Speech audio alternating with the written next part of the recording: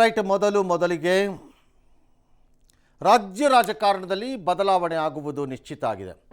ಇದನ್ನು ಕೆಲವರು ಬಿರುಗಾಳಿ ಎಂದು ಹೇಳುತ್ತಿದ್ದಾರೆ. ನನ್ನ ಪ್ರಕಾರ ಇಲ್ಲ, ಇದು ನಿರೀಕ್ಷಿತ ಬಿರುಗಾಳಿ. ಅಂದರೆ ಹವಾಮಾನ ತಜ್ಞರು 15 ದಿನ ಮೊದಲೇ ಬರುತ್ತೆ ಬಿರುಗಾಳಿ, ಅಥವಾ ಮಳೆ ಮುನ್ಸೂಚನೆ, ಅಥವಾ ತೀವ್ರ ಸಮುದ್ರದಲ್ಲಿ ಒತ್ತಡ ಅಂತ ಹೇಗೆ ಹೇಳ್ತಾರೋ ಹಾಗೆ ಇದು. ಈ ಮುಹೂರ್ತ ಮತ್ತು ಈ ಫಲಿತಾಂಶ 3 ವರ್ಷದ ಹಿಂದೆಯೇ ಫಿಕ್ಸ್ ಆಗಿತ್ತು. ಇದು ಅವತ್ತೇ ಫಿಕ್ಸ್ ಆಗಿತ್ತು. ಹಾಗಾಗಿ ಇದನ್ನು ಈಗ ದಿಡಕ್ಕಂದು ಎದ್ದು ಬಂದಿರುವಂತಹ ಸುಂಟರ ಗಾಳಿ ಎಂದು ಪರಿಭಾವಿಸಬೇಕಾದ ಅವಶ್ಯಕತೆ ಇಲ್ಲ. ಕೆಲವರಿಗೆ ಇದು ಅತ್ಯಂತ ವೇಗದಲ್ಲಿ ಆಗಿಬಿಡುತ್ತೇನೋ ಅಂತ. ನನ್ನ ಪ್ರಕಾರ ಇಲ್ಲ. ಈ ಈ ಈ ಡ್ರಾಮಾನಲ್ಲಿ ಯಾರ್ಯಾರು ನಟರಾಗಿ ನಟಿಸಿದ್ದಾರೋ ಅವರೆಲ್ಲರಿಗೂ ಇದರ ಅರಿವಿತ್ತು, ಇದು ಏನೇನು ನಡೀತಾ ಇದೆ ಬ್ಯಾಕ್ಗ್ರೌಂಡಲ್ಲಿ ಅಂತ. ಇದರ ಪ್ರಿಪ್ರೇಷನ್ಸು ಆಲ್ಮೋಸ್ಟ್ 15 ದಿನ, 1 ತಿಂಗಳಿಂದ ನಡ್ಕೊಂಡು ಹೋಗ್ತಾ ಇದೆ. ಇದು ನಿನ್ನೆ ಮೊನ್ನೆ ಆಗಿ ಪಟಕ್ಕಂತ ಎದ್ದ ತಕ್ಷಣ ಮಹಾರಾಜರು ತೆಗಿಯವನ ತಲೆಯನ್ನು ಅನ್ನೋ ಥರ ತೆಗೆದಿರೋದಲ್ಲ. ಇದು they have gone through lot of ಪ್ರಾಸೆಸ್ಗಳು ಇದರಲ್ಲಿ. ಕಾಂಗ್ರೆಸ್ ಹೈಕಮಾಂಡ್ ಸೂಚನೆ ಮೇರೆಗೆ ಮುಖ್ಯಮಂತ್ರಿ ಸಿದ್ದರಾಮಯ್ಯನವರು ತಮ್ಮ ರಾಜೀನಾಮೆಯನ್ನು ನಾಳೆ ಮಧ್ಯಾಹ್ನ ಕೊಡ್ತಾರೆ ರಾಜಭವನದಲ್ಲಿ. ರಾಜ್ಯಪಾಲರ ಭೇಟಿಗೆ ಟೈಮ್ ಕೇಳಿದ್ದಾರೆ. ನಾಳೆ ಅವರು ಮಧ್ಯಾಹ್ನ 3 ಗಂಟೆಗೆ ಸಮಯವನ್ನು ಬಹುಶಃ ಕೊಡ್ತಾರೆ. ಆಗಲೇ ರಾಜೀನಾಮೆ ಕೊಡ್ತಾರೆ. ರಾಜ್ಯಪಾಲರು ಆಯಿತು, ಸಂತೋಷ ಹೇಳಲ್ಲ ಅವರು. ಆಯಿತು, ಯಾಕೆ ಹೀಗಾಯಿತು ಅಂತ ವೈಯಕ್ತಿಕವಾಗಿ ಚೆನ್ನಾಗಿದ್ದರೆ ಕೇಳ್ಕೋಬೋದು. ಅದಾದ ಮೇಲೆ ದಯಮಾಡಿ ಮುಂದಿನ ನಾಯಕರ ಆಯ್ಕೆಯಾಗುವವರೆಗೂ ತಾವು ಮುಂದುವರಿಬೇಕು ಅಂತ ಕೇಳ್ತಾರೆ. ಅವರು ಅದಕ್ಕೆ ಒಪ್ಪಿ ಬರುತ್ತಾರೆ. ನಾಳೆ ಬೆಳಿಗ್ಗೆ ಈ ಎಲ್ಲದರ ಮಧ್ಯೆ ಮುಖ್ಯಮಂತ್ರಿಗಳು ತಮ್ಮ ಕಾವೇರಿ ನಿವಾಸದಲ್ಲಿ ಸಚಿವರಿಗೆ ಒಂದು ಮಾರ್ನಿಂಗ್ ಬೆಳಿಗ್ಗೆ ಒಂದು ಉಪಾಹಾರ ಕೂಟವನ್ನು ಏರ್ಪಡಿಸಿದ್ದಾರೆ. ಅಲ್ಲಿ ಹೈಕಮಾಂಡ್ ತೀರ್ಮಾನವನ್ನು ಹೇಳುವ ಜೊತೆಗೆ ತಮ್ಮ ನಿರ್ಧಾರಗಳನ್ನೂ ಪ್ರಕಟಿಸುತ್ತಾರೆ ಅಂತ ಸುದ್ದಿ. ಸಂಪುಟ ಸಹೋದ್ಯೋಗಿಗಳಿಗೆ ಒಂದು ಥ್ಯಾಂಕ್ ಯು ಅಂತ ಹೇಳ್ತಾರೆ ಅಂತಿದೆ. ಇದೆಲ್ಲ ಕಸ್ಟಮರಿ ಹೇಳ್ತಾರೆ. ಮುಂದಿನ CM ಆಯ್ಕೆ ಆರಂಭ ಆಗಿದೆ. ರಾಜ್ಯಕ್ಕೆ ಉಸ್ತುವಾರಿ ಸುರ್ಜೇವಾಲಾ ಬಂದಿದ್ದಾರೆ. ಹೈಕಮಾಂಡ್ ನಿರ್ಧಾರನ ಅಥವಾ ಮುಂದಿನ ತಯಾರಿಗಳು ಏನಿರಬೇಕು ಅನ್ನೋದನ್ನು ಅವರು ಮುಖ್ಯಮಂತ್ರಿಗಳಿಗೂ ತಿಳಿಸಿದ್ದಾರೆ. ಶುಕ್ರವಾರ ಬಹುಶಃ CLP ನಡೆಯುತ್ತೆ. ನಾಳೆ ಗುರುವಾರ. ನಾಳೆ ಮುಖ್ಯಮಂತ್ರಿಗಳು ರಾಜೀನಾಮೆ ಕೊಡ್ತಾರೆ. ರಾಜೀನಾಮೆ ಕೊಡುವವರೆಗೆ CLP ಆಯ್ಕೆ ಆಗಲ್ಲ. CLP ಆಯ್ಕೆ ಆಗುವವರೆಗೆ DK ಶಿವಕುಮಾರ್ ತನ್ನ ಪ್ರಮಾಣ ವಚನದ ಡೇಟನ್ನು ತೀರ್ಮಾನ ಮಾಡಲ್ಲ. ಒಂದು ವೇಳೆ ಮಾಡಿದ್ದರೂ ಅದನ್ನು ಪ್ರಕಟ ಮಾಡಲ್ಲ. ನನಗಿರುವ ಮಾಹಿತಿಯಲ್ಲಿ ಇಲ್ಲ ಸೋಮವಾರ ಇಲ್ಲ 3ನೇ ತಾರೀಕು ಆಗಬಹುದು ಅಂತ ಕೆಲವರ ವಾದ ಇದೆ. ಅದಕ್ಕೆ ಕಾರಣ ಬಹಳ ದೊಡ್ಡ ಪ್ರಮಾಣದಲ್ಲಿ ತೆಗೆದುಕೊಳ್ಳಬೇಕು ಅವರ ಪ್ರಮಾಣ ವಚನವನ್ನು, ದೊಡ್ಡದಾಗಿ ಸ್ಟೇಡಿಯಂ ಟೈಪಲ್ಲಿ ಅನ್ನುವ ಒತ್ತಡ ಅವರ ಮೇಲಿದೆ ಎಂದು ಕೇಳಿಪಟ್ಟಿದ್ದೇನೆ. ಹಾಗಾಗಿ ರಾಜಭವನದ ಹುಲ್ಲು ಹಾಸಿನ ಮೇಲೆ ನಡೆಯುವುದಿಲ್ಲ ಅಂತ ಕಾಣುತ್ತೆ. ಅಥವಾ ವಿಧಾನಸೌಧದ ಮುಂಭಾಗದಲ್ಲಿ ಕೈ ಬೀಸಲು ಅವರು ಸಿದ್ಧರಿದ್ದರೆ ಅಲ್ಲೂ ನಡೆಯಬಹುದು. ಎರಡರಲ್ಲೂ ಒಂದು ಜಾಗ ಅಂತ ಹೇಳ್ತಿದ್ದಾರೆ. ಗೊತ್ತಿಲ್ಲ ಇನ್ನುವೇ ನನಗೆ ಎಕ್ಸಾಕ್ಟ್ಲಿ. ಗೊತ್ತಾದರೆ ಹೇಳೋಣ. ಇನ್ನು DK ಶಿವಕುಮಾರ್ ಅವರ ಹೆಸರನ್ನು ನಮ್ಮಗಳೆಲ್ಲರೂ ಗೊತ್ತಿರೋ ಪ್ರಕಾರದಲ್ಲಿ CLP ಅಂದರೆ ಕಾಂಗ್ರೆಸ್ ಶಾಸಕಾಂಗ ಸಭೆ ಅಧಿಕೃತವಾಗಿ ಆಯ್ಕೆ ಮಾಡುತ್ತೆ. ಮುಖ್ಯಮಂತ್ರಿಗಳು ಇವತ್ತು ದೊಡ್ಡ ಕೆಲಸಗಳನ್ನೇನು ಇಟ್ಕೊಂಡಿರಲಿಲ್ಲ ಅಂತ ಕಾಣುತ್ತೆ. ಭಾಳ ಆರಾಮಾಗಿದ್ದರು. ತಮ್ಮನ್ನು ಭೇಟಿ ಮಾಡೋಕ್ಕೆ ಬಂದವ್ರನ್ನ ಭೇಟಿ ಮಾಡಿದ್ದಾರೆ. ಅವರ ಬಗ್ಗೆ ಯಾರ್ಯಾರು ಏನೇನು ಹೇಳಿದ್ರು ಅದನ್ನು ಕೇಳಿಸ್ಕೊಂಡಿದ್ದಾರೆ.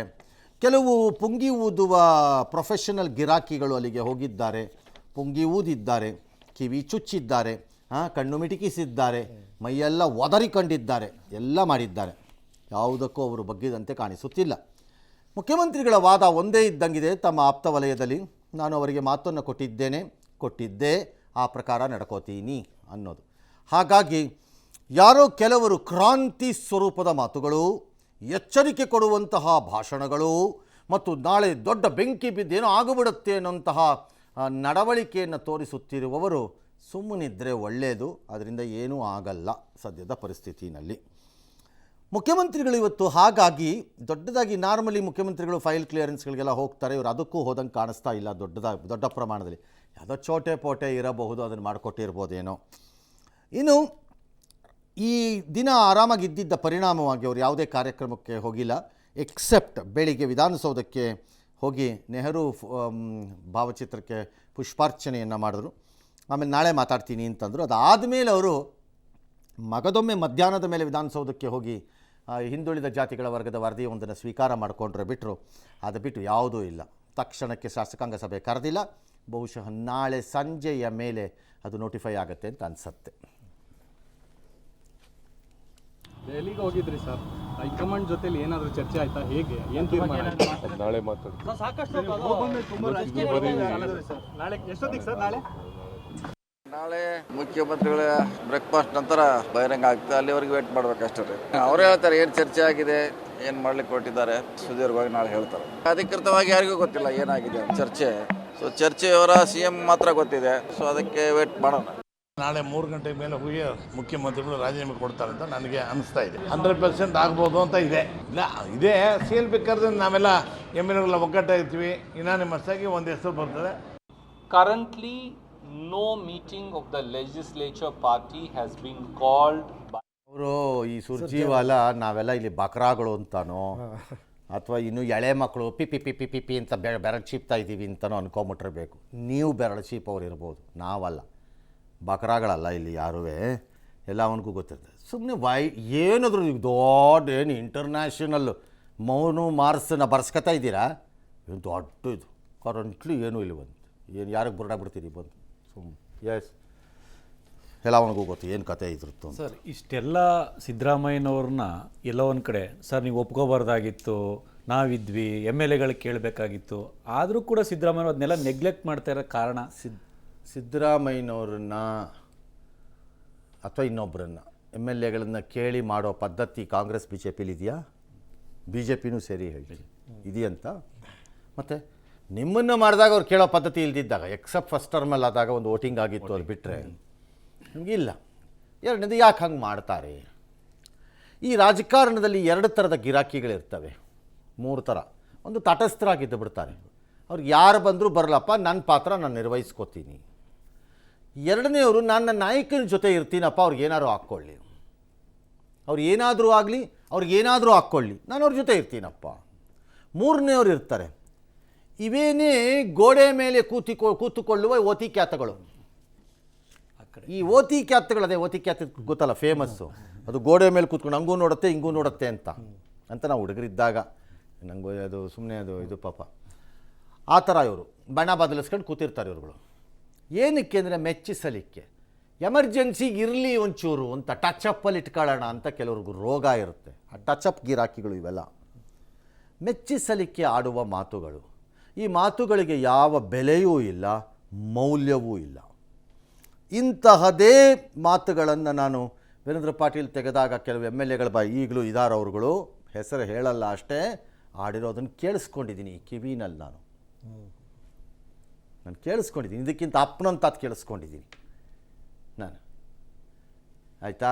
ಹಾಗಾಗಿ ಈ ವಂದಿಮಾಗದರು ಮತ್ತು ಗಂಟೆ ಹೊಡೆಯೋರು ಮತ್ತು ಓತಿ ಖ್ಯಾತಗಳ ಥರ ಆ ಕಡೆ ಈ ಕಡೆ ನೋಡ್ಕೊಂಡು ಮಾತಾಡೋ ಗಿರಾಕಿಗಳಿಗೆ ಹೆಚ್ಚು ಮೌಲ್ಯ ಕೊಡಬೇಡಿ. ಟಿವಿಗೆ ಒಂದಷ್ಟು ಟೈಮ್ ಪಾಸ್ ಆಗತ್ತೆ, ತೋರಿಸಿ. ಆಮೇಲೆ CM ಸ್ಟಿಕ್ಕನಾದರೂ ಪ್ರೆಷರ್ ಏನೇ ಮಾಡೋದು, CM ಸ್ಟಿಕ್ಕನಾದರೂ no, you should congratulate Siddaramaiah.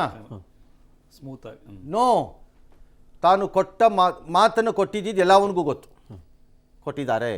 ಅವತ್ತೇ ಇದು ಇತ್ಯರ್ಥ ಆಗಿತ್ತು. ಸ್ವಲ್ಪ ತಡ ಆಗಿರ್ಬೋದು, ಒಂದು 6 ತಿಂಗಳು ಸೋ ಕಾಲ್ಡ್ ಮಾತಿಗೂ ಇವತ್ತಿದು ಜಾರಿಗೆ ಬರ್ತಿರೋದಕ್ಕೂ. ಬಟ್ ಈ ಹ್ಯಾಸ್ ಅಗ್ರೀಡ್ ಅಪಾನ್. ತಾನು ಏನನ್ನು ಹೇಳಿದ್ದೆ, ಅವ್ರು ಏನು ಹೇಳ್ತಾರೆ ಅದನ್ನು ನಾನು ಪಾಲನೆ ಮಾಡ್ತೀನಿ ಅಂತ ಹೇಳಿದರು, ಅದನ್ನು ಪಾಲನೆ ಮಾಡ್ತಿದ್ದಾರೆ ಅವರು.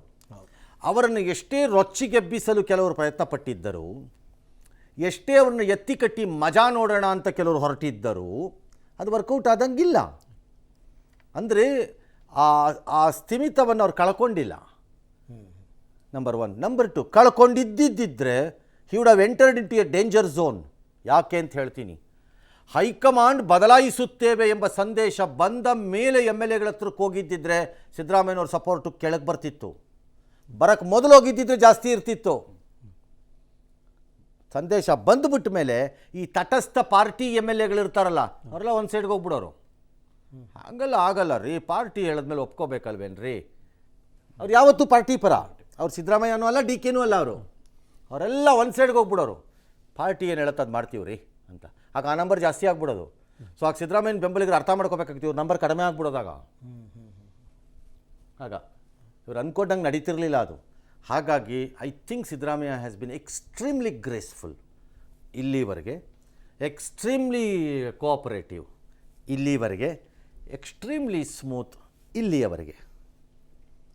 ಇದು ನಾಳೆ ದಿನ ಯಾವುದೇ ಕಾರಣಕ್ಕೂ ಕೂಡ ಉಲ್ಟಾ ಆಗೋದಿಲ್ಲ ಅನ್ನೋ ನಿರೀಕ್ಷೆ ಕಾಂಗ್ರೆಸ್ ಹೈಕಮಾಂಡ್ಗೂ ಕೂಡ ಇದೆ ಸರ್. ಆದರೆ ಇವರು ಗೌರವಯುತವಾಗಿ ಎಕ್ಸಿಟ್ ಆದಂಥ ಸಂದರ್ಭದಲ್ಲಿ ಮುಂದೇನೂ ಕೂಡ ಕಾಂಗ್ರೆಸ್ನ ಹೈಕಮಾಂಡ್ ಹಂಗೆ ನಡೆಸ್ಕೊಳ್ಳುತ್ತಾ ಅನ್ನೋ ಇದನ್ನ ಇಟ್ಕೋಬಹುದು. This is a problem.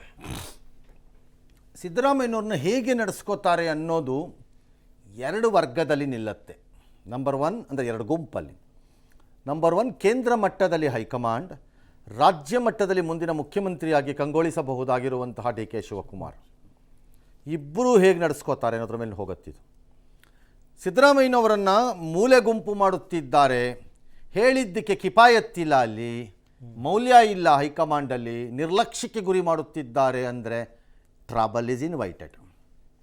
D K Shivakumar ವೆಂಜನ್ಸ್ಗೆ ಏನಾರು ಬಿದ್ದುಬಿಟ್ಟಿದ್ದಾರಾ, ಯಾಕೋ ಹೀಗೆ ಸರಿ ಹೋಗ್ತಿಲ್ವಲ್ಲ ಅನ್ನೋ ಥರದ್ದು ಏನಾರು ಆದರೆ ಟ್ರಬಲ್ ಇಸ್ ಇನ್ವೈಟೆಡ್, ಅನುಮಾನ ಇಟ್ಕೋಬೇಡಿ. ಈ 3 ವರ್ಷ ಯಾಕೆ ಎಂದರೆ you can exit Siddaramaiah but you cannot ignore Siddaramaiah. ನಾನು ಇದನ್ನು ಅವತ್ತೂ ಹೇಳಿದ್ದೀನಿ, ಇವತ್ತೂ ಹೇಳ್ತೀನಿ. ಈ ಇಗ್ನೋರ್ ಮಾಡುವುದನ್ನು ಡಿ ಕೆ ಶಿವಕುಮಾರ್ ಫುಲಿಶ್ಲಿ ಮಾಡಲ್ಲ ಅಂತ ನಾನು ಅಂದ್ಕೊಂಡಿದ್ದೀನಿ. ಹಾಗಂದ್ಬಿಟ್ಟು ಸಿದ್ದರಾಮಯ್ಯನವರ ಪಾದತಳದಲ್ಲಿ ಕುಳಿತುಕೊಂಡು ಅವ್ರು ಪೂಜೆ ಮಾಡಬೇಕು ಅಂತ ನಾನು ಹೇಳ್ತಿಲ್ಲ. But there has to be a balance. ಇಲ್ಲಿಯವರೆಗೆ ರಿವರ್ಸ್ ಈಸ್ ಆಲ್ಸೋ ಟ್ರೂ. ಇನ್ನೊಂದು ಕಡೆಯಿಂದ ಈಗ 3 ವರ್ಷದ ಅವಧಿಯಲ್ಲಿ ಡಿ ಕೆ ದೊಡ್ಡ ಸಮಸ್ಯೆಯನ್ನು ಸಿದ್ದರಾಮಯ್ಯನವ್ರಿಗೆ ಸೃಷ್ಟಿ ಮಾಡಲಿಲ್ಲ. ಹೌದು, correct. If you strictly let us be fair enough. D K ನನ್ನ ಹತ್ರ ಒಪ್ಪಂದ ಆಗಿದೆ, ನೋಡೋಣ, ಋಣ ತೀರಿಸ್ಲಿ, ಮಾತಿಗೆ ತಪ್ಪಬಾರ್ದು, ವರ್ಲ್ಡ್ ಪವರ್ ಇವೆಲ್ಲ ಹೇಳಿರ್ಬೋದು, ನಾನು ಇಲ್ಲ ಅಂತ ಹೇಳಲ್ಲ. ಆಡಳಿತಾತ್ಮಕವಾಗಿ he has not troubled Siddaramaiah too much. ತನಗೆ ಬೇಕಾದ ಫೈಲ್ಸ್ ತಗೊಂಡೋಗಿ ಸೈನ್ ಹಾಕ್ಸ್ಕೊಂಬಂದಿರ್ಬೋದು ಡಿ ಕೆ, ಇದೊಂದಾಕಿ ಇದೆಲ್ಲ ಹಾಕ್ಸ್ಕೊಂಡು ಹೋಗ್ತಾ ಇರ್ಬೋದು ಬಹುಶಃ, ಬಟ್ ಟ್ರಬಲ್ ಆಗಿಲ್ಲ ದೊಡ್ಡದಾಗಿ. ಹಾಗಾಗಿ ಮೋಸ್ಟ್ಲಿ ಸಿದ್ದರಾಮಯ್ಯ ಆಲ್ಟು ರೆಸಿಪ್ರೊಕೇಟ್ ಮಾಡಬೇಕಾಗಿ ಬರುತ್ತೆ. ಅವರು ದೊಡ್ಡ ಟ್ರಬಲ್ ಮಾಡಲ್ಲ ಅಂತ ನಾನು ಅಂದ್ಕೊಂಡಿದ್ದೀನಿ, ಇವರು ಅದನ್ನು ಮಾಡಿಸ್ಕೊಳ್ಳಲ್ಲ ಅಂದ್ಕೊಂಡಿದ್ದೀನಿ. ಇದು ವರ್ಕ್ ಆದರೆ they have a chance to fight next ಎಲೆಕ್ಷನಲ್ಲಿ. ಇದು ವರ್ಕ್ ಆಗದಿದ್ದರೆ then there is a trouble. ಆ ಟ್ರಬಲ್ ಬಂದರೆ Congress will be the loser ಅಷ್ಟೇ. ಬಟ್ ಸಿದ್ದರಾಮಯ್ಯನ ಜೊತೆಲಿರುವವರಿದ್ದಾರಲ್ಲ, ಅವ್ರ ಬಗ್ಗೆ ನಾನು ಇದೇ ಮಾತನಾಡೋಕ್ಕೆ ತಯಾರಿ ಇಲ್ಲ. ಐಡಿಯಲಾಜಿಕಲಿ ಮತ್ತು ಕ್ಯಾಸ್ಟಿಸ್ಟ್ ಥಿಂಕಿಂಗಲ್ಲಿ ಕೆಲವರಿದ್ದಾರೆ, ಪ್ಯೂರ್ ಕ್ಯಾಸ್ಟಿಸ್ಟ್ ಥಿಂಕಿಂಗ್. ಅವರು ಮೇಲ್ನೋಟಕ್ಕೆ ಅವ್ರು ಸೆಕ್ಯುಲರ್ ಅಂತ ಮಾತಾಡ್ತಾರಷ್ಟೇ. ಅವರು ಧರ್ಮ ಮತ್ತು ಕ್ಯಾಸ್ಟಿಸ್ಟ್ ಎರಡು ಗುಂಪಿದೆ ಸಿದ್ದರಾಮಯ್ಯನ ಬೆನ್ನಿಂದ ಇರೋದ್ರಲ್ಲಿ. ಒಂದು ಐಡಿಯಲಾಜಿಕಲಿ ಅಂದರೆ ಸಿದ್ಧಾಂತದ ಹೆಸರಿನಲ್ಲಿ ಜಾತಿವಾದ ಮಾಡುವವರು, ಇನ್ನೊಬ್ಬರು ಸೆಕ್ಯುಲರ್ ಹೆಸರಿನಲ್ಲಿ ಧರ್ಮ ರಾಜಕಾರಣ ಮಾಡುವವರು. ಇಬ್ಬರಿದ್ದಾರಲ್ಲಿ. ಇಬ್ಬರು ಅಂದರೆ ಇಬ್ಬರಲ್ಲ, ಇಬ್ಬರು ಗುಂಪಿದೆ ಅಲ್ಲಿ. ಈ ಎರಡು ಗುಂಪುಗಳು ಡೇಂಜರಸ್. ಇವು ಸಿದ್ದರಾಮಯ್ಯನವ್ರನ್ನ ದಾರಿ ತಪ್ಪಿಸೋ ಸಾಧ್ಯತೆಗಳಿದೆ ಅವ್ರು ಜಾಗ ಕೊಟ್ಟರೆ. ಅದಾಗದಿದ್ದರೆ ಕಾಂಗ್ರೆಸ್ ಈಸ್ ಸೇಫ್. ಒಂದು ವೇಳೆ ಅದಾಗದೆ ಹೋದರೆ ಸಣ್ಣ ಇಶ್ಯೂಗಳು can become larger issue, like ಜಾತಿ ವರದಿ ಇದು ಅಕ್ಸೆಪ್ಟ್ ಆಗಲೇಬೇಕು ಅಂತ ಹಠ ಹಿಡ್ಕೊಂಡು ಯಾರೋ ಒಂದು ಗುಂಪು ಕೂತ್ಬಿಟ್ರೆ ಕಾಂಗ್ರೆಸ್ಸಲ್ಲಿ, it will create a huge problem. ಸುಮ್ಮನೆ ಸಣ್ಣದು ಹೇಳ್ತಿರೋದು ನಾನು. ಹಾಗಾಗಿ ಭವಿಷ್ಯದಲ್ಲಿ ಹೀಗೆ ಆಗತ್ತೆ ಈ ಎಕ್ಸಿಟಿನ ನಂತರ ಅಂತ ನಾನು ಹೇಳಲಿಕ್ಕೆ ಸಾಧ್ಯ ಇಲ್ಲ. ಇಲ್ಲಿಯವರೆಗೆ ಆಗಿರೋದು ನೋಡಿದ್ರೆ ಸಿದ್ದರಾಮಯ್ಯನವ್ರು ದೊಡ್ಡ ಸಮಸ್ಯೆ ಮಾಡಲಿಕ್ಕಿಲ್ಲ ಅಂತ ಕಾಣುತ್ತೆ. ಅದರ ಜೊತೆಯಲ್ಲಿರೋರು ಹಾಗೇ ಇರ್ತಾರೆ ಅಂತ ನಾನು ಪರಿಭಾವಿಸಲ್ಲ. ಕಾರಣ, ಶಿವಕುಮಾರ್ ಸಿದ್ದರಾಮಯ್ಯನವ್ರಿಗೆ ಸಲ್ಲಿಸುವ ಮರ್ಯಾದೆ ಮತ್ತು ಗೌರವವನ್ನು ಅವರ ಜೊತೆಯಲ್ಲಿರುವ ಬಹುತೇಕ ಜನ ನಿರೀಕ್ಷೆ ಮಾಡಬಾರ್ದು. ನಮಗೂ ಹಾಗೆ ಆಗಬೇಕು, ನಮ್ಮನ್ನು ಹಾಗೆ ಟ್ರೀಟ್ ಮಾಡಬೇಕು, ನಿರೀಕ್ಷೆ ಮಾಡಬಾರ್ದು. ಯಾಕಂದರೆ ಅವ್ರು ನಿರೀಕ್ಷೆ ಮಾಡುವ ರೀತಿಯಲ್ಲಿ ಅವ್ರು ನಡ್ಕೊಂಡಿಲ್ಲ. ನಿಜ. ಹಾಗಾಗಿ if D K has a capacity to ignore ಮಾಡಿದಾಗ ಅವ್ರು ಕೆರಳಿ ಇದನ್ನು ಎತ್ಕಟ್ಟಿ ಪಿತೂರಿಯಾಗಿ ಏನಾರು ಆಗ್ಬಿಟ್ಟು ಬಂದರೆ ನನಗೆ ಗೊತ್ತಿಲ್ಲ ಕತೆ ಏನಾಗುತ್ತೆ. ಅಂದರೆ ಮತ್ತೊಂದು ಧರ್ಮಸ್ಥಳದ ಕೇಸ್ ಥರ ಆಗ್ಬಿಡುತ್ತಾ ಅಂತ. ಸಮ್ಮಿಶ್ರ ಸರ್ಕಾರದ ಟೈಮಲ್ಲಿ ಧರ್ಮಸ್ಥಳ ಇಲ್ಲ, ಅದಾಗಲ್ಲ. ಯಾಕಂದರೆ ಅದಕ್ಕೆ ನಂಬರ್ ತುಂಬ ಬೇಕಾಗಿದೆ. ಬಟ್ ಅದಕ್ಕೆ ಯಾರೂ ತಯಾರಿ ಇಲ್ಲ ಕಾಂಗ್ರೆಸ್ಸಲ್ಲಿ. ಧರ್ಮಸ್ಥಳದ ಕೇಸ್ ಬೇರೆ, ಅವತ್ತು ಇನ್ನೊಂದು ಪಕ್ಷ ತಯಾರಿ ಇತ್ತು ಅದನ್ನು ಮಾಡ್ಕೊಳ್ಳೋಕ್ಕೆ. ಇವತ್ತು ಮಾಡ್ಕೊಳ್ಳೋಕ್ಕೆ ಯಾರೂ ತಯಾರಿ ಇಲ್ಲ ಅಲ್ಲಿ ಇವತ್ತು. ಹಾಗಾಗಿ ನನ್ನ ಲೆಕ್ಕಾಚಾರದಲ್ಲಿ ಅದಾಗಲ್ಲ. ಬಟ್ ಪಾರ್ಟಿ ಒಳಗಡೆ ಕಿರಿಕ್ ನಾನು ನಿಮ್ಗೆ ಹೆಲ್ಪ್ ಮಾಡದೇ ಇರ್ಬೋದು, ಟೀಕೆ ಮಾಡದೇ ಇರ್ಬೋದು, ಕಿರಿಕ್ ಮಾಡ್ಬೋದು. ರಾಜಕಾರಣದಲ್ಲಿ ಕಿರಿಕ್ ಈಸ್ ಈಸಿ, ತುಂಬ ಸುಲಭ ಕಿರಿಕು.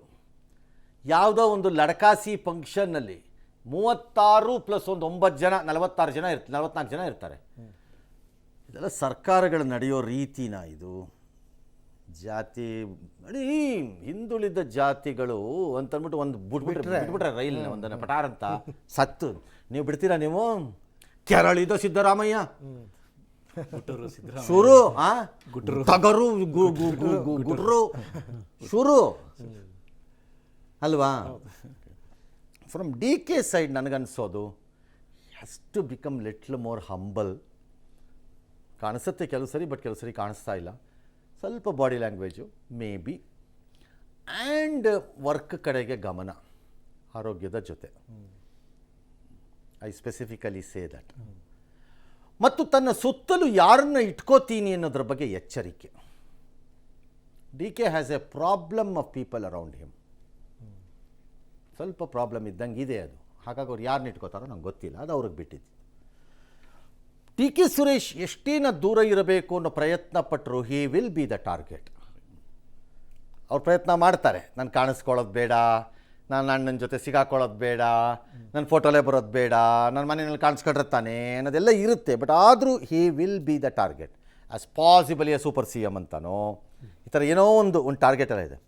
ಈ ಚಾಲೆಂಜಸ್ಸು ಅವ್ರ ಮುಂದೆನೂ ಇರುತ್ತೆ. ಕೆಲವು ಮಂತ್ರಿಗಳು ಮತ್ತು ಕೆಲವು ಸೀನಿಯರ್ ಲೀಡರ್ಗಳು ಕೋಆಪರೇಟ್ ಮಾಡದೇ ಇರಬಹುದು ಡಿ ಕೆ ಜೊತೆ. ಯಾರದು ಅಂದರೆ, where D K influence is not much like north Karnataka, Hyderabad Karnataka, Mumbai ಕರ್ನಾಟಕದಲ್ಲಿ ಸಿದ್ದರಾಮಯ್ಯ ಅವರಿಗಿರುವಂತಹ ವ್ಯಾಪಕತೆ ಏನಿದೆ, ಪ್ರಭಾವದ ವ್ಯಾಪಕತೆ, ಅದು ಡಿ ಕೆ ಇಲ್ಲಿವರೆಗೂ ಬಂದಿಲ್ಲ, ಬರಬಹುದು ಮುಂದೆ. ಆ ಪ್ರಭಾವದ ವ್ಯಾಪಕತೆ ಅಂದರೆ ಸಿದ್ದರಾಮಯ್ಯ ಕೊಪ್ಪಳಕ್ಕೆ ಹೋದರೂ ಓಟ್ ತರ್ತೀನಿ ಅಂತಾರೆ, ನಿಮಗೆ ಬಿಜಾಪುರಕ್ಕೆ ಬಂದರೂ ಬರುತ್ತೆ, ಮೈಸೂರಿನ ಸಿದ್ದರಾಮನುಂಡಿಗೂ ಬರುತ್ತೆ, ಇಲ್ಲೆಲ್ಲೋ ಮಂಡ್ಯಗೂ ಬರುತ್ತೆ ಬೇಕಾರೆ. ಆ ವ್ಯಾಪಕತೆ ಇಲ್ಲದೆ ಇರೋದ್ರಿಂದ there may be few people ಅವರುಗಳು ಇದಾಗ್ಬೋದು. ಆ್ಯಂಡ್ ಪರ್ಟಿಕ್ಯುಲರ್ಲಿ ಗ್ಯಾಂಗಪ್ ಆಗಿ ಅಹಿಂದ ಅಂತಾನೋ ಅಥವಾ ಒ ಬಿ ಸಿ ಬೇರೆ ಇದನ್ನು ಹೆಸರಿನಲ್ಲ ಏನೊಂದು ಗ್ಯಾಂಗಪ್ ಆಗಿ ಒಂದಿಷ್ಟು ಕಿರುಕುಳ ಆಗಬಹುದೇನೋ. I don't know. ಇವೆಲ್ಲ ಟೂ ಅರ್ಲಿ. ಕೂಸು ಹುಟ್ಟಕ್ಕೆ ಮೊದಲು ಕುಲಾವಿ ಅನ್ನೋ ಟೈಪ್ ಮಾತಾಡ್ತಾ ಇದ್ದೀವಿ. ಎಸ್, ಅದ್ರ ಬ್ಯಾಲೆನ್ಸ್ ಮಾಡಬೇಕು ಒಂದು ರೀತಿ ತಂತಿ ಮೇಲೆ ನಡಿಗೆ ರೀತಿ ಆಗುತ್ತೆ ಅಂತ ಗೊತ್ತಿಲ್ಲ, ನೋಡೋಣ, ಒಂದು ಸ್ವಲ್ಪ ದಿನ ನೋಡೋಣ, ವಿಲ್ ಸಿ ಹೇಗಾಗತ್ತೆ ಅನ್ನೋದ್ರ ಮೇಲೆ ನೋಡಿ ಹೇಳೋಣ. ಇಲ್ಲದ್ರೆ ಟೂ ಅರ್ಲಿ. ಒಂಥರ ನಮ್ಮಲ್ಲಿ ಹಾಕ್ತಿರಲ್ಲ ಅವಾಗ ಅದೇನೋ ವಂಗ ಭವಿಷ್ಯ ಅಂದ್ಕೊಂಡು ನೀವು ಅದೊಂದು ಹಾಕ್ತಿರಲ್ಲ, ಪ್ರಪಂಚದಲ್ಲಿ ಏನು ನಡೆದ್ರು ಅವ್ರ ಭವಿಷ್ಯ ಹೇಳಿದ್ರೆ ಹಾಕ್ತಿರಲ್ಲಪ್ಪ, ಹಂಗಾಗ್ಬಿಡುತ್ತೆ ನಮ್ಮ ಪರಿಸ್ಥಿತಿ. ಬೇಡಪ್ಪ ಬೇಡ. ಹಾಂ, ನೆಕ್ಸ್ಟ್. ಇನ್ನು ನಾಳೆ ಸಿದ್ದರಾಮಯ್ಯ ರಾಜೀನಾಮೆ ಕೊಟ್ಟ ಬಳಿಕ ಶಾಸಕಾಂಗ ಪಕ್ಷದ ಸಭೆ ನಡೆಯುವ ಸಾಧ್ಯತೆ ನಾಡಿದ್ದಿದೆ. ಸಿಎಲ್ಪಿ ನಾಯಕರಾಗಿ ಡಿ ಕೆ ಶಿವಕುಮಾರ್ ಹೆಸರನ್ನು ಘೋಷಣೆ ಮಾಡೋ ಸಾಧ್ಯತೆಗಳು. ಈಗಾಗಲೇ ರಾಜ್ಯಕ್ಕೆ ಆಗಮಿಸಿರುವ ರಾಜ್ಯ ಉಸ್ತುವಾರಿ ಸುರ್ಜೇವಾಲಾ ಮುಂದಿನ ಬೆಳವಣಿಗೆಗಳ ಜವಾಬ್ದಾರಿ ಹೊತ್ತಿದ್ದಾರೆ. ಪಬ್ಲಿಕ್ ಟಿವಿಗೆ ಸಿಕ್ಕಿರೋ ಮಾಹಿತಿಗಳ ಪ್ರಕಾರ ಈ ವಾರಾಂತ್ಯ ಅಥವಾ ಸೋಮವಾರ ಡಿ ಕೆ ಶಿವಕುಮಾರ್ ಪ್ರಮಾಣ ವಚನ ಸ್ವೀಕರಿಸುವ ಸಾಧ್ಯತೆ. ಡಿ ಕೆ ಶಿ ಮುಖ್ಯಮಂತ್ರಿ ಆದರೆ ತಕ್ಷಣವೇ ಕೆಪಿಸಿಸಿ ಅಧ್ಯಕ್ಷ ಸ್ಥಾನಕ್ಕೆ ಅವರು ರಾಜೀನಾಮೆ ಕೊಡ್ತಾರೆ. ಇವತ್ತು ದೆಹಲಿಯಲ್ಲೇ ಠಿಕಾಣಿ ಹೂಡಿದ್ದ ಡಿ ಕೆ ಶಿ ಈಗ ಬೆಂಗಳೂರು ಕಡೆಗೆ ಪ್ರಯಾಣ ಬೆಳೆಸಿದ್ದಾರೆ. ನಾಳೆ ಸಿಎಂ ಬ್ರೇಕ್ಫಾಸ್ಟ್ ಬಂದಿದ್ದಾರೆ. ಬ್ರೇಕ್ಫಾಸ್ಟ್ ಮೀಟಿಂಗ್ ನಡೆಯುತ್ತೆ, ಅಲ್ಲಿಗೆ ಸಭೆಯಲ್ಲಿ ಅವರು ಭಾಗಿಯಾಗ್ತಾರೆ. ಬಳಿಕ ಅಜ್ಜಯ್ಯನ ಆಶೀರ್ವಾದ ಪಡಿತಾರಂತೆ. ಈ ಮಧ್ಯೆ ದೆಹಲಿಯಿಂದ ಸಹೋದರ ಡಿ ಕೆ ಸುರೇಶ್ ಅವರು ವಾಪಸ್ಸಾದರು. ಯಾವುದೇ ರಿಯಾಕ್ಷನ್ ಇವತ್ತು ಯಾರೂ ಕೊಡಲಿಲ್ಲ. ಹಾಗೆ ನೋಡೋಕೆ ಹೋದರೆ ಆಲ್ ರೈಟ್, ನೋಡೋಣ, ಗೊತ್ತಿಲ್ಲ. ನಾಳೆ ಮುಖ್ಯಮಂತ್ರಿಗಳು ತಮ್ಮ ಯಂಗ್ ಟೀಮ್ ಒಂದನ್ನು ತಯಾರಿ ಮಾಡಬಹುದು ರಾಹುಲ್ ಗಾಂಧಿ ಅಂತ ಒಂದು ಸುದ್ದಿ ಬರ್ತಾ ಇದೆ. ಏನದು ಯಂಗ್ ಟೀಮು? ಡಿ ಕೆ ಮುಖ್ಯಮಂತ್ರಿ ಆಗುವುದರ ಜೊತೆಗೆ ಇರುವ ಮಂತ್ರಿಗಳಲ್ಲಿ ಒಂದು ಅರ್ಧ ಮಂತ್ರಿಗಳನ್ನು ಸ್ವಲ್ಪ ವಯಸ್ಸಾಗಿದೆ ಅನ್ನೋರನ್ನ ತೆಗೆದು ಕಳಿಸಿ ಪಾರ್ಟಿ ಕಟ್ಕೊಂಡಿರಿ ನೀವೆಲ್ಲ ಅಂಥೇಳಿ ಸ್ವಲ್ಪ ಯಂಗರ್ನ ಮಾಡೋಣ ಅಂತ ಇದ್ದಾರೆ ಅಂತ ಸುದ್ದಿ. ಗೊತ್ತಿಲ್ಲ ಅದು ಎಷ್ಟರ ಮಟ್ಟಿಗೆ ಆಗುತ್ತೆ ಅಂತ. ಈಗ ಒಂದು ಸಭೆ ಆಗಿದೆಯಂತೆ ಖರ್ಗೆ ನಿವಾಸದಲ್ಲೇನೋ, ಅಲ್ಲಿ ಆಗ್ಬೋದೇನೋ. ಡಿ ಸಿ ಎಮ್ಗೆ ಶಿವಕುಮಾರ್ಗೆ ಪಟ್ಟ ಮುಂದೇನು ಅಂತಂದರೆ ಸಚಿವರಿಗೆ ಕೆಲವರಿಗೆ ಕೊಕ್ಕು. 2 ರಿಂದ 3 ಡಿ ಸಿ ಎಮ್ ಸ್ಥಾನ ಅಂತ ಹೇಳ್ತಿದ್ದಾರೆ. Okay, this is an interesting point. D K Shivakumar D C M ಆದಾಗ 2ನೇ ಡಿ ಸಿ ಎಮ್ಮನ್ನು ಬಿಲ್ಕುಲ್ ಸುತರಾಮ್ ಒಪ್ಪಲಿಲ್ಲ. He did not agree. ಸುಮಾರು ಪ್ರಯತ್ನ, ರಾಜಣ್ಣ, ಸತೀಶ್ ಜಾರಕಿಹೊಳಿ ಎಲ್ಲರೂ ಟ್ರೈ ಮಾಡಿದ್ರು, ಅದಕ್ಕೆ ಜಾಗ ಕೊಡಲಿಲ್ಲ. ಅಂದರೆ ಆತನ ಐಡಿಯಾ ಇಷ್ಟೇ ಇತ್ತು, ನನ್ನನ್ನು ಬಿಟ್ಟರೆ ಪವರ್ ಸೆಂಟರ್ ಸಿ ಎಮ್ ಬಿಟ್ಟರೆ ನಾನೇ, ನಮ್ಮಿಬ್ಬರ ಮಧ್ಯೆನೇ ಇದಿದೆ, ಹಾಗಾಗಿ ಥರ್ಡ್ ಪಾರ್ಟಿಗೆ ಜಾಗ ಕೊಡಲ್ಲ ಇಲ್ಲಿ ಅಂತ. ಒಂದು ವೇಳೆ ಕೊಟ್ಟಿದ್ದಿದ್ರೆ ಇವತ್ತು ದಟ್ ಡಿ ಸಿ ಎಮ್ ಕೂಡ bin A challenger possibly. So ಅದಕ್ಕೆ ಈ ಇನ್ಸಿಸ್ಟೆಡ್ ಸೆಕೆಂಡ್ ಒನ್. ಈಗ ಬಿಡ್ತಾರಾ ಅಂದರೆ ಈಗ ಬಿಡುವ ಪರಿಸ್ಥಿತಿಯಲ್ಲಿದ್ದಾರೆ. ಈಗ ಅವರು ಆ ಹಠ ಹಿಡಿಯುವ ಪರಿಸ್ಥಿತಿಯಲ್ಲಿ ಇಲ್ಲ. ಹಾಗಾಗಿ ಇರಬಹುದಾದ ಮಾಹಿತಿಗಳಲ್ಲಿ ಕೆಲವರು 2 ಅಂತಿದ್ದಾರೆ, ಕೆಲವರು 3 ಅಂತಿದ್ದಾರೆ. ನನಗಿರೋದ್ರಲ್ಲಿ 2 ಅಂತ ಇದ್ದಾರೆ ಕೆಲವರು. 2ರಲ್ಲಿ ಒಂದು SC, ಒಂದು ಬ್ಯಾಕ್ವರ್ಡ್ ಕ್ಲಾಸು, ಒಂದು ಮುಸ್ಲಿಮು ಮತ್ತು ಒಂದು ಲಿಂಗಾಯತ್ ಅನ್ನೋ 4 ಕಮ್ಯುನಿಟಿ ಇಟ್ಕೊಂಡು ಕೂತಿದ್ದಾರೆ. ಅದರಲ್ಲಿ ಯಾರಿಗೆ ಕೊಡಬೇಕು ಅಂತ. ಅದರಲ್ಲಿ ಒಂದು 2ನ್ನ ರಾಜ್ಯಸಭಾ ಸೀಟಲ್ಲಿ ಒಂದನ್ನು ಮತ್ತು KPCC ಅಧ್ಯಕ್ಷ ಸ್ಥಾನದಲ್ಲಿ ಒಂದನ್ನು ಬ್ಯಾಲೆನ್ಸ್ ಔಟ್ ಮಾಡ್ಬೋದು ಅಂತ ಒಂದು ಲೆಕ್ಕಾಚಾರ ಇದೆ. ಹಾಗಾಗಿ ಇದನ್ನು ಯಾರು ಕೊಡ್ತಾರೆ ಏನು ಅಂತ ನನಗೆ ಗೊತ್ತಿಲ್ಲ. ಬಿಕಾಸ್ ಈಗ ನೀವು SC-ನೋ ST-ನೋ KPCCಗೆ ತಂದುಬಿಟ್ಟು ರಾಜ್ಯಸಭಾಗೆ ಒಂದು ಮುಸ್ಲಿಮು ಅಥವಾ ಬ್ಯಾಕ್ವರ್ಡ್ ಕ್ಲಾಸ್ ಕೊಟ್ಬಿಟ್ರೆ you completely ignored Lingayats if you don't give them anything. Completely ignore ಆಗ್ತಾರವರು.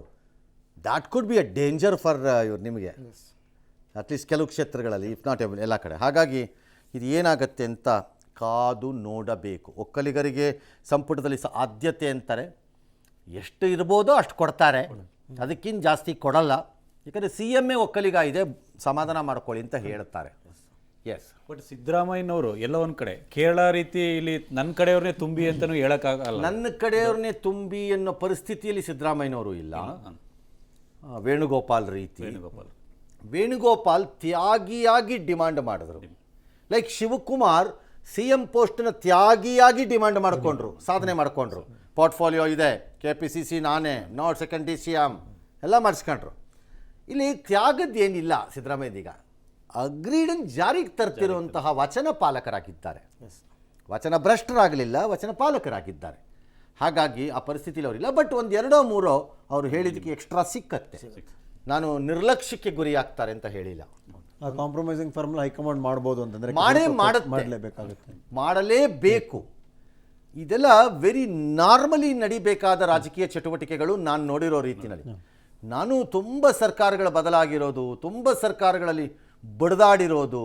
ಅಯ್ಯೋ, ಕೆಲವು ಮಂತ್ರಿಗಳು ಕೋಪ ಮಾಡ್ಕೊಂಡು ಹೊರಟೋದವ್ರು ಬರ್ದೇನೇ ಇದ್ದಿದ್ದು, ಕೆಲವರು ರಾಜೀನಾಮೆ ಪತ್ರವನ್ನು ಆಯ್ಕೆಯಾಗಿರುವ ಮುಖ್ಯಮಂತ್ರಿ ಮುಂದೆ ಹೋಗಿರೋದು, ಇವೆಲ್ಲ ನೋಡಿದ್ದೀವಿ. ಈಗ ಫಾರ್ ಎಕ್ಸಾಂಪಲ್ ಜಾಲಪ್ನವ್ರನ್ನ ಸೆಂಟ್ರಲಲ್ಲಿ ಮಿನಿಸ್ಟ್ರು ಮಾಡಿದಾಗ ದೇವೇಗೌಡರು, ದೇವೇಗೌಡ ನಾನೇನು ಇಲ್ಲಿ ಕೈ ಎತ್ಕೊಂಡು ಕೂತ್ಕೊಳ್ಳೋಕೆ ಬಂದಿಲ್ಲ ಇಲ್ಲಿ ಈ ಸದನದಲ್ಲಿ, ಅಲ್ಲಿ ಬರೋ ಆತ ಕಡೆ ಅಂತ ಬೆಂಗಳೂರು ಬಂದುಬಿಟ್ಟಿದ್ರು. ಆಮೇಲೆ ಕೋಪ ಮಾಡ್ಕೋಬೇಡ ಅಂತ ಕರ್ಕೊಂಡೋಗ್ಬಿಟ್ಟು ಟೆಕ್ಸ್ಟೈಲ್ ಮಿನಿಸ್ಟ್ರು ಮಾಡಿದ್ರು ಅವ್ರನ್ನ.